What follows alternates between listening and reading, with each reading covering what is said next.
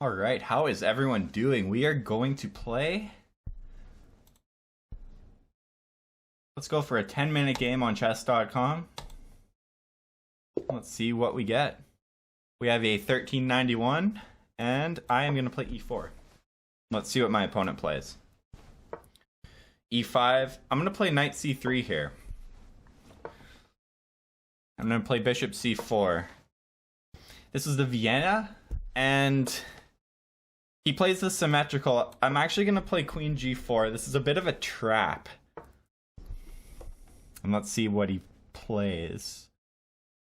Okay, so this is a bit of a trap. He wants this, but it turns out it's not a threat because I can sidestep the king and he actually doesn't have anything. So I can create a threat of my own by bringing the knight up. I'm threatening this guy with a fork, and he goes for this. You sidestep the king, and he actually doesn't have anything here. Yeah. He blundered his queen, and he doesn't resign. He doesn't resign yet. Here, I could check here, but my queen is hanging, and I don't really want to go for that. You know what? This is simplest. I'm just going to take the knight, and we're going to win this game up a queen. See? It's a 10-minute game. We're 1 minute in, and we're up a queen. This Vienna system, playing knight c3 on move 2, it throws so many people off because so many people are expecting knight f3. Knight c3 is such a rare move, and when you bring the bishop out to c4 like this, a lot of times you get this copying system where black thinks he's fine, but after queen g4 you're actually winning, and this opponent completely fell into the trap and he blundered his queen. So how to proceed here? How to proceed? I could just move my queen back. You know what? I'm going to play to simplify. That's an option. I could play d3. But you know what? I do want to just get the bishop out so I have a square for the queen if I have to swoop it back. We're just going to take... We're up so much material. Wait, I just blundered. No, I didn't.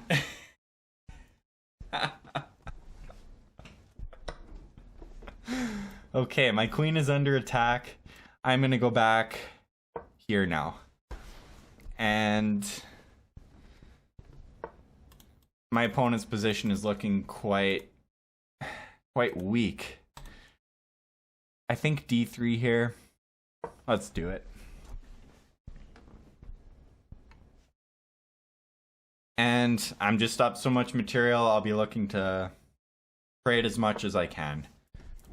So I think here just bishop e3 looks good. Just trying to swap these bishops. And I'll just be completing my development. Moves like knight f3 and castling, bringing the rook to the f file perhaps. I am just going to take. It undoubles his pawns, but I'd rather just simplify the position. So he has this open file, but if I just play b3, it completely blunts this bishop. He was attacking it twice. Let's bring the knight here. He tried pinning my queen, but I can fortunately just block. And my opponent doesn't have any counterplay at this point. I'm thinking just h3. He got the pawn square, though. He does have that going for him. I could play c4.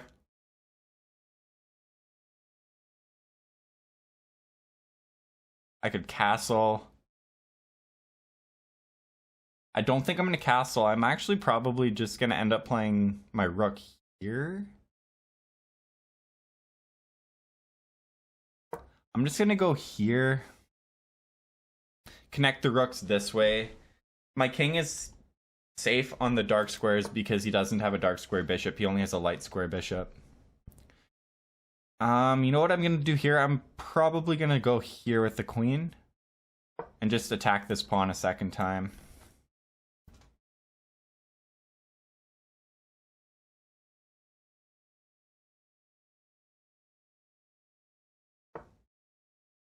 And let's just take this guy.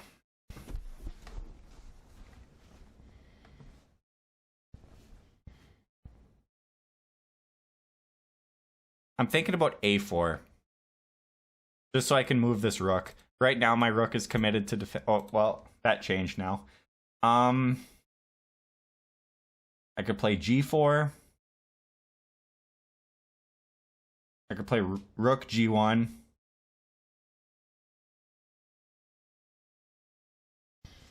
I could ignore his threat. I could bring this knight in. You know what? That's what I'm going to do here, I think. I'm just going to check him. Try to get more material off the board. Now, let's take with the pawn. I do want to maintain this protection. And I think this move looks really good here, so let's go for it. Just kind of cements this structure. Rook is still defending this guy. Now, I could try to break this structure up by playing a4, a5, and just marching this guy up. He'll have to take it. Let's just do this. This pawn is defended, so this discovery is not a threat. And let's... Do I want to take that? Yeah. Yeah, let's take it.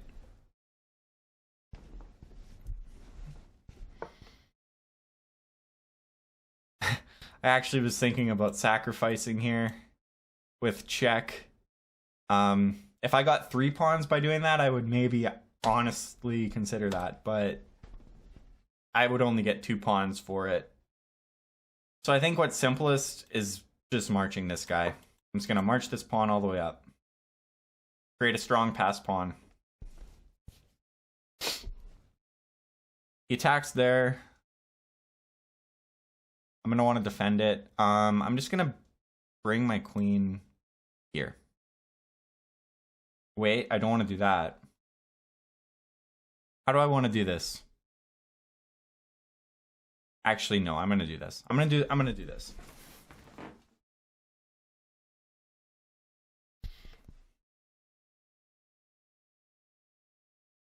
Now I'll just either march this guy or I'll push this one right away. I need to get this rook in a better position as well. It's not really doing anything over here. I'll probably drop the rook back and swing it over here. Yeah, let's do that. Bring this rook back over here and... So here I can actually just let him take. If I bring this over, I get enough material that this pass pawn is going to win. So I'm just going to do this. He's going to take, probably, because he wants my queen. And I'm just going to take it. Because I get both of his rooks. Okay, he doesn't want to go for that.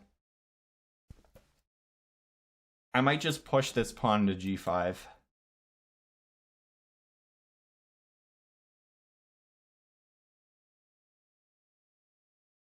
Or I might just push this guy. Let's just do that. Let's just push the h-pawn.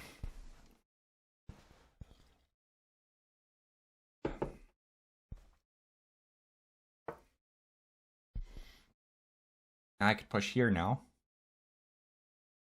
Let's do that. And he takes. I'm going to take with check. Yep. Probably going to go here now. Let's just do this. And I'm going to win the game shortly. Oh, don't pre-move that. And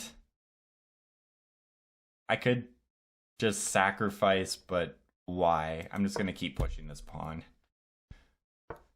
And let's keep pushing this pawn. And I could check here. And I'm going to win the rook. His king has to move back.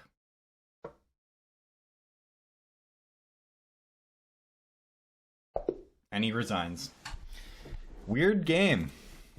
Weird game. My opponent wasn't a horrible player, but he fell for this trap in the Vienna right at the beginning. I love playing the Vienna. Hardly anyone at my rating level knows that the ideas behind the Vienna, and it just throws so many people off. And you're going to get e4, e5 a lot of the time. So I play knight c3 every game. The person with the black pieces here plays against knight c3 hardly ever.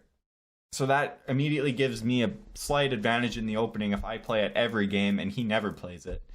And he fell for this line, and it's unfortunate for him because he just didn't know the trap, and I happen to know the trap. So definitely study this if you want to see like kind of just a trappy way to play. And I mean, it lost him the game. He just completely blundered his queen here. He didn't see that my bishop covered it. So hope you learned something from this, and I will see you soon.